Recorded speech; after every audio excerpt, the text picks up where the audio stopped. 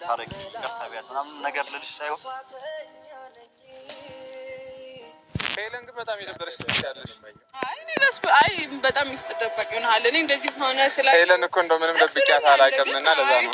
አንተም ቅር ይልሃል እንዴ ብራዘር? ኧረ እኔ ደስ ብሎኛል። ከዚህ በኋላ ሄሉ ያው ሰፊ ፕሮግራሞች ይኖሩናል። ያው እንዳልኩሽ ከክፍለ ሀገር ስትመለስ አንድ ላይ ለመሆን አቅደን ደስ ይላል። በዛ ላይ ተጋባ ነው። ምክንያቱም ያው ስለ ነገር አላወራንም እና አሁን ደግሞ ስንመጣ እዚህ ጋር አዲስ ነገር ተፈጥሮ ስላየን የምር ነው ወይስ ምንድነው ይሄ ነገር እያልን ነው። ለዛ ነው እንጂ የእውነት እኔ ለአንቺ ደስ ብሎኛል። ሲንግልነት ያው ክረምትም መምጣቱ አይቀርም። አሁን በቃ ደብል መሆን ይሻላል። ገና ነው አይኑ በጋ ነው ፀሐይ ነው። ቅድመ ዝግጅት አይ በኋላ ላይ ሰው አያስፈልግም። በኋላ አይገኝም ቀድመሽ ካላዘጋጀሽ እያለሽ ነው ሄሉ። ሄሉ ግን እኔ ብዙ ደስ አላላትም። እኔ ከእሷ የተመቼ ፓርት ምን እንደሆነ ታውቂያለሽ? ሄሉ ከውጭ ሀገር መምጣቷ ነው። በቃ እኔ ከውጭ ሀገር መምጣቷ ተመችቶኛል። ይሄ እየቀለዳችሁ ነው። የምሬን ነው። አንተ ሙዚ ይዛልልኛል እንደዛ ረሳበናችሁ ማርያም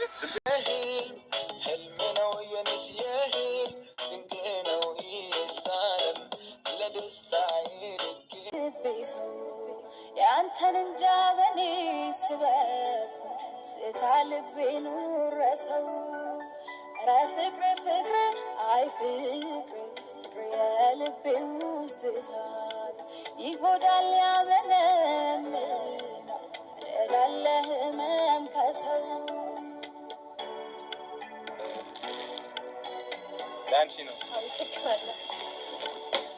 የለም ታውቀዋለህ ከጎኔ ሌላ ሰው ታችን ነገር ካሜራማን እንዴት ነው?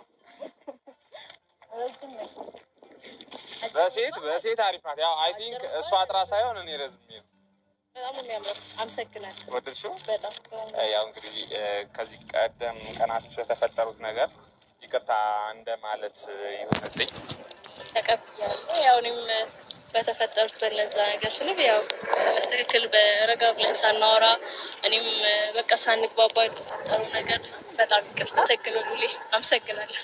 አይ ችግር የለም። ያው አይ ሆፕ ደስተኛ እንደሆንሽ እና ይገባሻልም ብዬ ነው ያሉትን ነገሮች ለነሱ ቀድሜ ተናግሬያለሁ። እስኪ የተፈጠሩትን ነገሮች አንቺ መጀመሪያ ሰላም በያቸው ውድ ቤተሰቦቻችን። ሰላም እንዴት ናችሁ? ያው ትንሽ በተፈጠሩት ነገሮች ላይ እኔ ላይ ቅሬታ እንዲኖራችሁ ይችላል። የእህትና የወንድም ዛራና ቻንራ ማለት ነው።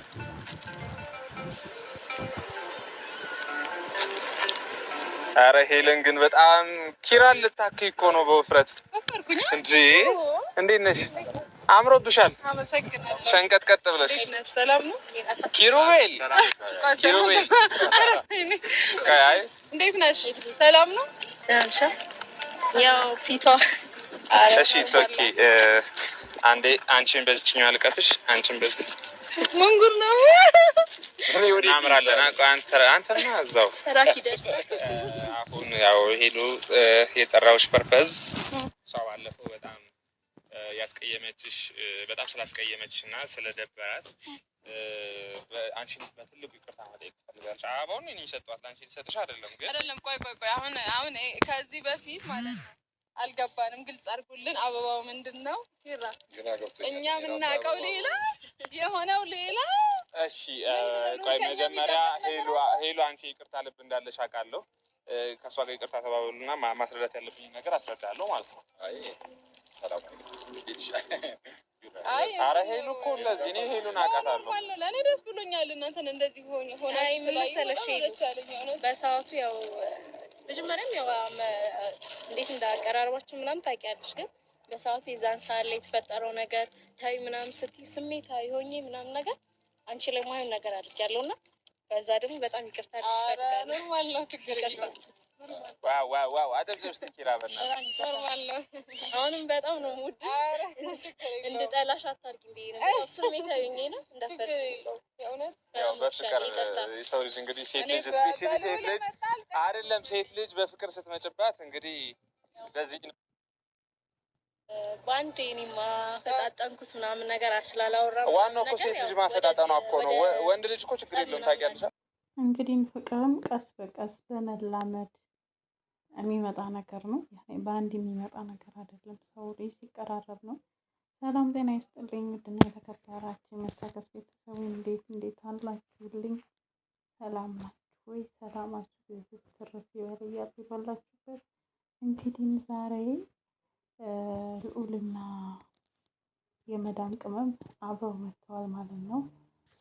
ቀይ አበባ ትላላችሁ ይዞ መጥቶ ከሄሎ ጋር እንግዲህ በቀደም በተፈጠረው ነገር ይቅርታ ሊያባብላቸው መጥቷል። ያው ተስማምተዋል በውስጥ አውርተው ማለት እነሱ ፍቅር የሚመጣው በነገራችን ላይ ልዑል ወዲያው ካልሆነ ምናምን እሷም ስሜታዊ ሆነ ወዲያው ስላፈጣጠነችው ነው እንጂ ከተላመዱ በኋላ የሚመጣ ነገር ነው። እና እንግዲህ እንደዚህ ካወሩ በጊዜ በሂደት ፍቅረኛሞች ይሆናሉ ብዬ ነው ተስፋ የማደርገው። እና እነ ሄሉ ራሱ ደንግጠዋል። በተለይ አበባውን ይዛ ሲያው ማለት ነው። ምክንያቱም የነበረው ሌላ ነው፣ ሆኖ ያገኙት ሌላ ነው። እና በነገራችን ላይ አብሮም ባይሆኑ ለእሷ ፍቅርና ደስታ መስጠቱ በጣም አሪፍ ነው ብዬ ነው የማስበው። እና ዛሬ በጣም ደስተኛ ሆናለች። ሄሉንም ይቅርታ ጠይቃለች ማለት ነው። እና በጣም ደስ ይላል። እንግዲህ ያርግላችሁ። መቼም የዘንድሮ ፍቅር ጉንፋን ሆኗል። የጉንፋን እንደ ጉንፋን አለ ብን ብን ይልና አብራችሁ ብን ብን ብን ብን ብላችሁ ከዛ በኋላ ወይ ወር ሳይሞላችሁ የሉም ተጣልተዋል። እና እንግዲህ የዘላለም ያስለቅላችሁ። ትዳሩም አልበረክት ብሏል። ባለ ትዳር ወንድ ለገንዘብ ብለን እየገባን የምናጣላን የበዛው ፍቅረኛ ያለውን ሰው ሄደን ለገንዘብ ለማግኘት ለማጣላት እንትን የምንለው እና ፈጣሪ ከእንደዚህ አይነት ይጠብቃችሁ ነው የምለው። ውድ ቤተሰቦቼ ከእንደዚህ አይነት ይጠብቃችሁ።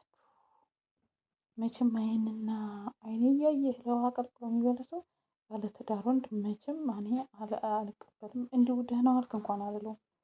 የእግዚአብሔር ሰላምታ እንዲህ ባለትዳሩ እንዳፋትች እኮ ቤተሰብ አንድ ተቋም እንዳበላሸው